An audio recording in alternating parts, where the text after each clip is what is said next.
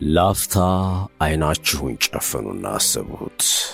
ጠዋት በዚህ ሐይቅ ዳርቻ ላይ ቆማችሁ የሐይቁን ሽታ እየተነፈሳችሁ መዓዛው ከዳር ዳር ሰው በሚጠራ የአካባቢው ተወዳጅ ጭሳጭስ የታጀበ ባህላዊ ቡና አጣጥማችሁ ስታጠናቅቁ ግቢው ውስጥ ዝግጁ ሆኖ በሚጠብቃችሁ ሄሊኮፕተር ተነስታችሁ ወደ ሌላኛውና ውብ ወደሆነ ሰላማዊ የእረፍት መዳረሻ ተገኝታችሁ በገመሎች የካራቫን ጉዞ መሃል ፀሐይ ስትጠልቅ ያለውን አስደማሚ ሰንሴት ስትመለከቱ ራሳችሁን ማግኘት።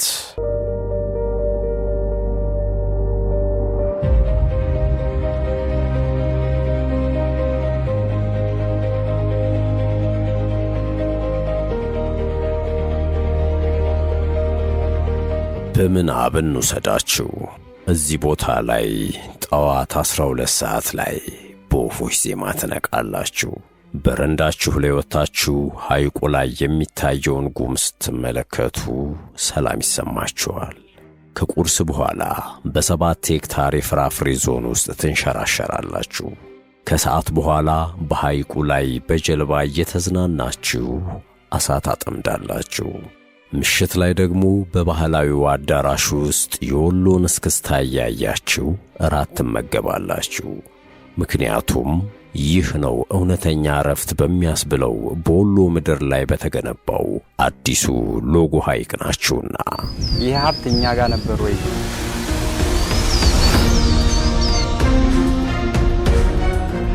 ታሪክ፣ ውበት፣ ራዕይና ተፈጥሮ። ወዲህ ደግሞ ማለዳ ላይ በውብና ሰፊ ሜዳዎች ላይ ፀሐይ ስትወጣ ትመለከታላችሁ። ከቁርስ በኋላ ወደ ግመል ፓርክ ሄዳችሁ ግመል ትጋልባላችሁ። ትኩስ የግመል ወተት ሲታለብ እየተመለከታችሁ ከባህላዊ እረኞች ጋር ትጨዋወታላችሁ።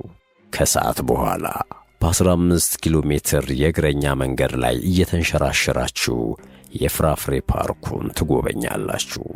ምሽት ላይ ደግሞ በከዋክብት በተሞላው ሰማይ ስር ሆናችሁ የሶማሊን ባህላዊ ሙዚቃ እየሰማችሁ እራት ትመገባላችሁ። ያላችሁት ሶማሌ ክልል በውቡ ሸበሌ ሪዞርት ነውና። እዚህ እውነተኛነት ከባህል ጋር በአንድነት ይገኛሉ።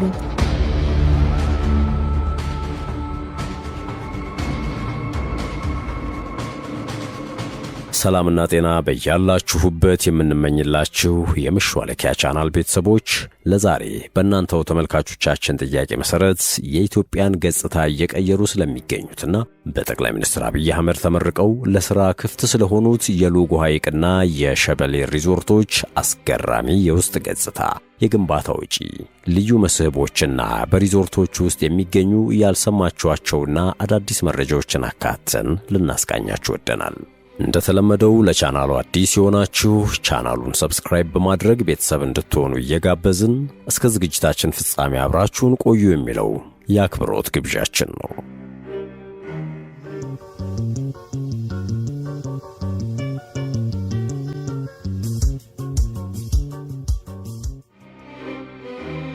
ኢትዮጵያ በታሪኳ አይታው የማታውቀው የቱሪዝም መነቃቃት ውስጥ ትገኛለች። ይህ መነቃቃት ዝም ብሎ የመጣ ሳይሆን በታቀደና በታለመለት ግብ እየተመራ ያለ ትልቅ ሀገራዊ ለውጥ ነው።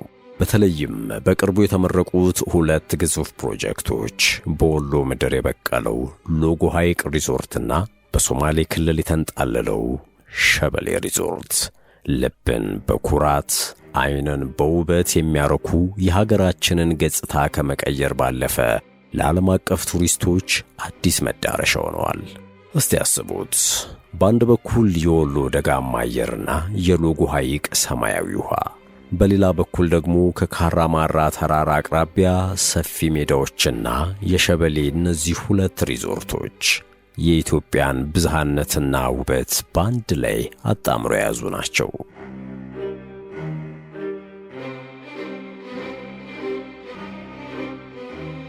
በቅድሚያ ወደ ወሎ እንቁ ወደ ሆነው የሎጎ ሐይቅ ሪዞርት እንውሰዳችሁ። የሎጎ ሐይቅ ሪዞርት የሚገኘው በአማራ ክልል ደቡብ ወሎ ዞን ውስጥ ነው። ከአዲስ አበባ በስተሰሜን 430 ኪሎ ሜትር ገደማ፣ ከታሪካዊቷ ደሴ ከተማ ደግሞ በ30 ኪሎ ሜትር ርቀት ላይ ይገኛል። ይህ አካባቢ በተፈጥሮ ውበቱና በደጋማ አየሩ የሚታወቅ ቢሆንም ለዘመናት ተገቢውን ትኩረት ሳያገኝ ቆይቷል። ሎጎ ሐይቅ ራሱ በዙሪያው ባሉ ተራራዎች የታቀፈ ጥጥ የመሰለ ደመና የሚጭንበትና ሰላማዊ ድባብ ያለው ስፍራ ነው። ወሎ የፍቅር የደግነትና የእንግዳ ተቀባይነት ምድር ናት። ወሎ የሁሉ እንደሚባለው ይህ አካባቢ የበርካታ ባህሎችና እምነቶች መገኛ ነው። ሎጎ ሐይቅ ደግሞ የዚህ ሁሉ ውበት ማሳያ። ሪዞርቱ የተገነባበት ቦታ ስትቆሙ የሐይቁን ሰማያዊ ቀለምና የደጋውን አረንጓዴ ተራራዎች በአንድ ላይ ስታዩ ራሳችሁን ሌላ ዓለም ውስጥ እንዳላችሁ ነው የምትቆጥሩት።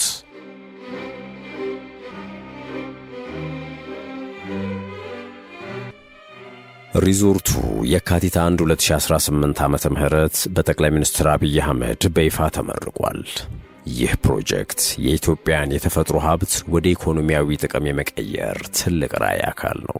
ሪዞርቱ በ13.3 ሄክታር መሬት ላይ ያረፈ ሲሆን ግንባታው እጅግ ዘመናዊና የተፈጥሮን ሚዛን የጠበቀ ነው። በግንባታው ወቅት የአካባቢው ድንጋይና ጥሬ ዕቃዎች ጥቅም ላይ የዋሉ ሲሆን ይህም ሪዞርቱ ከአካባቢው ተፈጥሮ ጋር እንዲዋሃድ አድርጎታል። ጠቅላይ ሚኒስትሩ በምረቃው ወቅት እንደገለጹት ይህ ሪዞርት የወሎን ሕዝብ ታታሪነትና እንግዳ ተቀባይነት ለዓለም የሚያሳይ ትልቅ መስኮት ነው። ግንባታው የተከናወነው እጅግ ፈጣን በሆነ ጊዜ ውስጥ ሲሆን ጥራቱን የጠበቀና ዓለም አቀፍ ደረጃውን የጠበቀ መሆኑ ተረጋግጧል።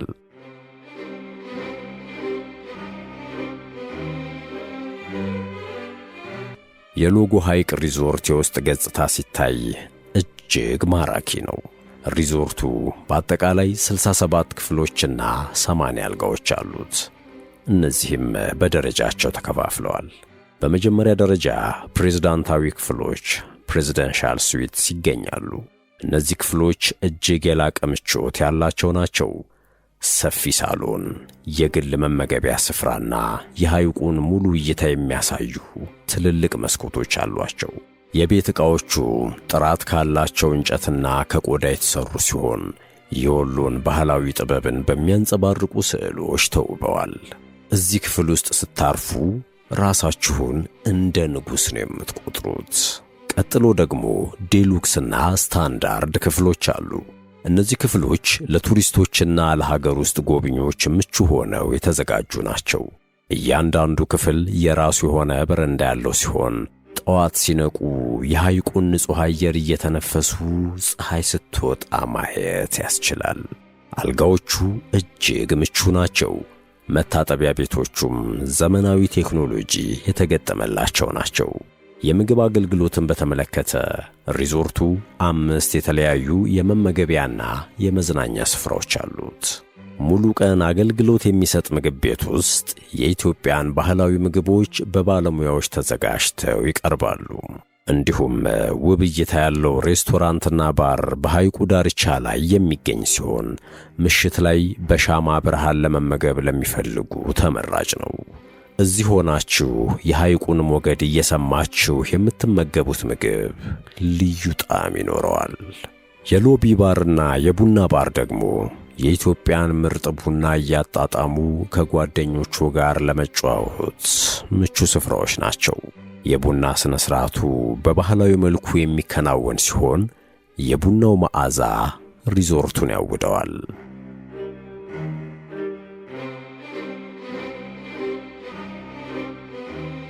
የሎጎ ሐይቅ ሪዞርት ከሌሎች የሚለዩት በርካታ ነገሮች አሉት። አንደኛው የሄሊኮፕተር ማረፊያ ሄሊፓድ ነው። ይህ ሪዞርት ለከፍተኛ እንግዶችና ለፈጣን ጉዞ ምቾት ተብሎ የራሱ የሆነ የሄሊኮፕተር ማረፊያ አለው። ይህም ሪዞርቱን ዓለም አቀፍ ደረጃውን የጠበቀ ያደርገዋል። ከአዲስ አበባ በ45 ደቂቃ ውስጥ ሪዞርቱ መድረስ ይቻላል። ሌላው አስደናቂ ነገር የፍራፍሬ ዞን ነው። በ7 ሄክታር መሬት ላይ ያረፈ የፍራፍሬ ተክል ስፍራ አለ። እንግዶች እዚያው እየተንሸራሸሩ ትኩስ ፍራፍሬዎችን መቅጠፍና መመገብ ይችላሉ። አፕል፣ ኮክና ሌሎች የደጋ ፍራፍሬዎች እዚህ በብዛት ይገኛሉ። በተጨማሪም የስፖርትና የጤና ማዕከል ተዘጋጅቷል። ዘመናዊ የመዋኛ ገንዳዎች፣ ለአዋቂና ለሕፃናት የሚሆኑ የስፖርት ሜዳና ሙሉ የጤና ስፓ አገልግሎት ይሰጣል። ስፓው ውስጥ የሚሰጡት አገልግሎቶች ከባህላዊ የጤና ጥበብ ጋር የተቀላቀሉ ናቸው። የእንፋሎት መታጠቢያና የማሳጅ አገልግሎቶች እንግዶች ድካማቸውን እንዲረሱ ያደርጋሉ።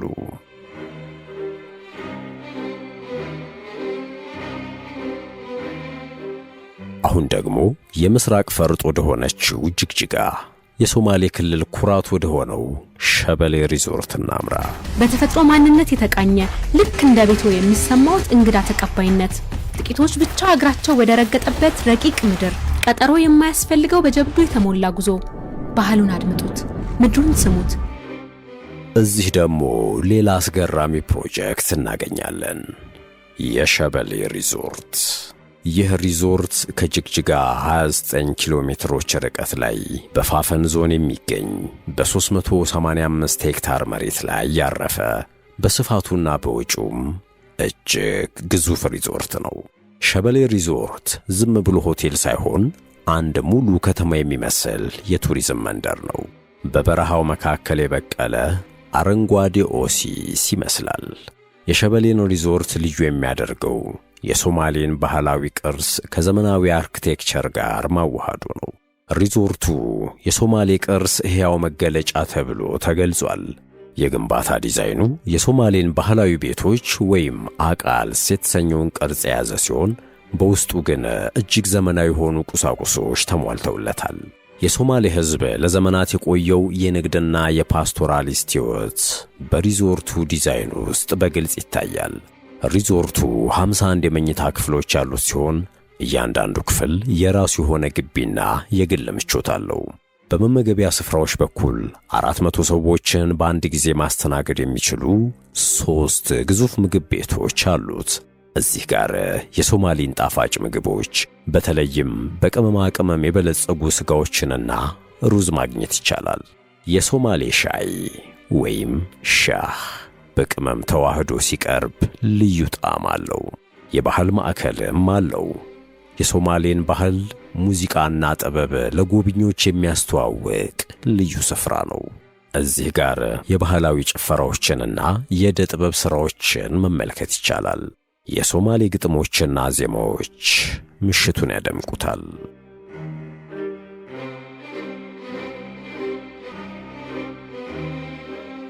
የሸበሌ ሪዞርት ከማንኛውም ሪዞርት የሚለይባቸው 2 ዋና ዋና ነገሮች አሉት። አንደኛው የግመል ፓርክ ወይም ካሜል ፓርክ ነው።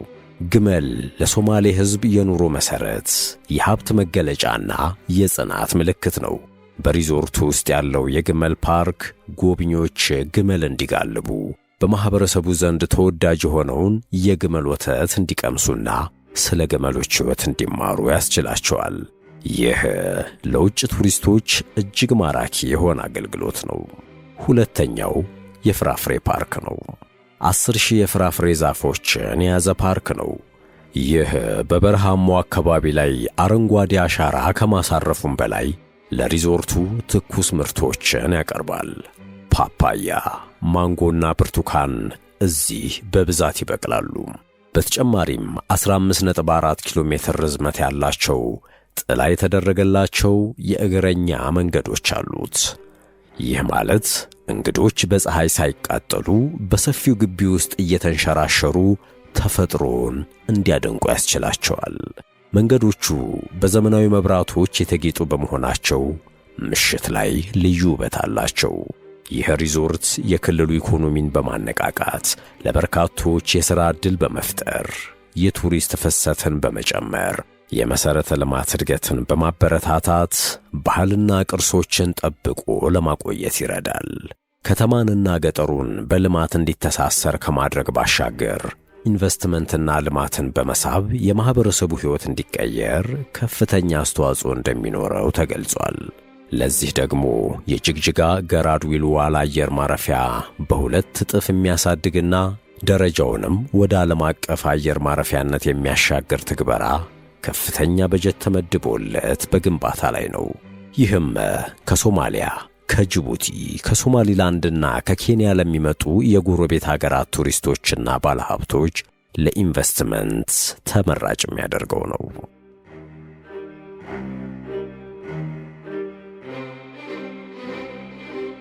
ቀደም ሲል ያነሳናቸው እነዚህ ሁለት ሪዞርቶች የገበታ ለትውልድ ዳይን ፎር ጄኔሬሽንስ ፕሮጀክት አካል ናቸው። ይህ ፕሮጀክት እንዴት ተጀመረ? ለምንስ አስፈለገ ብለን ብንጠይቅ የእነዚህ ፕሮጀክቶች ግንባታ የተከናወነው በሀገር ውስጥ ባለሀብቶች፣ በኢትዮጵያውያንና በሀገር ወዳድ ዜጎች በተሰበሰበ ገንዘብ ነው። ይህ የሚያሳየው ኢትዮጵያውያን ከተባበሩ የራሳቸውን ሀገር በራሳቸው አቅም መገንባት እንደሚችሉ ነው። መንግሥት የጀመረው ይህ ጥሪ በሕዝቡ ዘንድ ትልቅ ተቀባይነት አግኝቷል። እነዚህ ሪዞርቶች በቢሊዮን የሚቆጠር ብር ኢንቨስት የተደረገባቸው ናቸው። ይህ ኢንቨስትመንት በቀጥታም ሆነ በተዘዋዋሪ ለሺዎች የሚቆጠሩ ዜጎች የሥራ ዕድል ይፈጥራል። ለወጣቶች በሆቴል አስተዳደር፣ በቱሪስት መሪነትና በቴክኒክ ሥራዎች ላይ ሥልጠናና ሥራ ያገኛሉ። ለአርሶ አደሮች ምርታቸውን በቀጥታ ለሪዞርቶቹ በመሸጥ የተሻለ ገቢ ያገኛሉ። እንዲሁም የውጭ ቱሪስቶች ሲመጡ የሚገኘው የውጭ ምንዛሪ ለሀገር ኢኮኖሚ ትልቅ ድጋፍ ይሆናል። ይህም ኢትዮጵያ በረሃብና በጦርነት ብቻ የምትታወቅበት ዘመን አብቅቷል የሚለውን መልእክት ያስተላልፋል። እንደ ሎጎ ሐይቅና ሸበሌ ያሉ ፕሮጀክቶች ሀገሪቱ ምን ያህል ውብ፣ ሰላማዊና ለኢንቨስትመንት ምቹ መሆኗን ለዓለም ያሳያሉ። ይህ ኔሽን ብራንዲንግ ይባላል። አንድ ሀገር በውበቷና በልማቷ ስትታወቅ የውጭ ኢንቨስተሮችና ቱሪስቶች በልበ ሙሉነት ይመጣሉ። ይህ ደግሞ ለሀገራዊ አንድነት ትልቅ አስተዋጽኦ አለው።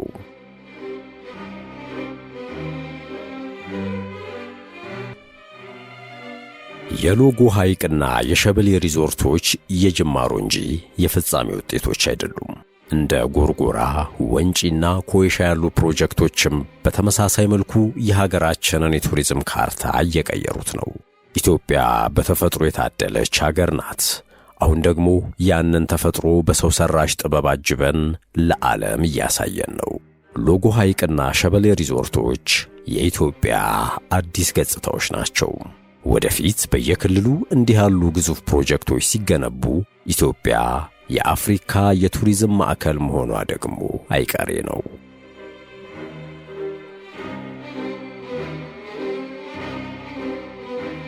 ውድ የቻናላችን ቤተሰቦች ለዛሬ የኢትዮጵያን የቱሪዝም ገጽታ እየቀየሩ ስለሚገኙት ስለ ሎጎ ሐይቅና ሸበሌ ሪዞርት ያስቃኘንበት ዝግጅት የተከታተላችሁትን ይመስል ነበር። በቻናሉ ቢሰራ ወይም ቢስተናገድ የምትሉት ጥቆማ ካለ በኮመንት መስጫው አጋሩን። በመጨረሻም አብራችሁን ስለቆያችሁ እያመሰገንን ለቻናሉ አዲስ የሆናችሁ ሰብስክራይብ በማድረግና የደውል ምልክቱን በማብራት አዳዲስ ተረኮች ስንለቅ በቅድሚያ እንዲደርሷችሁ ማድረግ እንደምትችሉ በማስታወስ ተሰናበትን። ሰናይ ጊዜ በያላችሁበት።